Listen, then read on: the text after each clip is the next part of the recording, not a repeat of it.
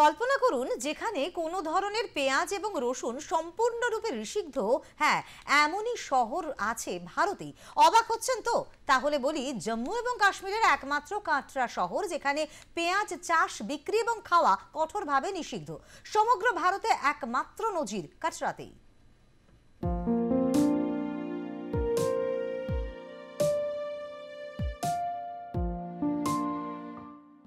প্রায় সব ভারতীয় রান্নাঘরে পেঁয়াজ একটি গুরুত্বপূর্ণ উপাদান, কিন্তু আমাদের দেশেই আছে এমন একটি স্থান যেখানে পেঁয়াজ সম্পূর্ণরূপে নিষিদ্ধ।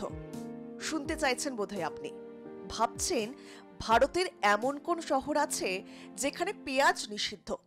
তবে শুনুন, শহরটি হলো জম্মু ও কাশ্মীরের কাটরা।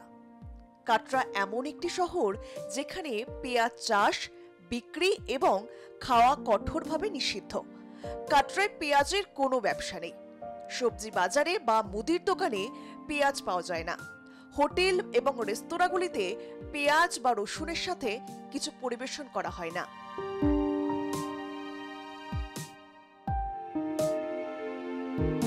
পেঁয়াজ বা রসুনের নিষিদ্ধের একটি কারণও রয়েছে। কাটরা হলো পবিত্র মাতা বৈষ্ণোদেবী তীর্থযাত্রার সূচনাস্থল, যা পাহাড়ের মধ্য দিয়ে প্রায় 14 কিলোমিটার বিস্তৃত এবং তীর্থক্ষেত্রের পবিত্রতা সর্বাধিক করার প্রয়াসে সমস্ত ধরনের খাবারে পেঁয়াজ এবং রসুন বাদ দেওয়া হয়েছে।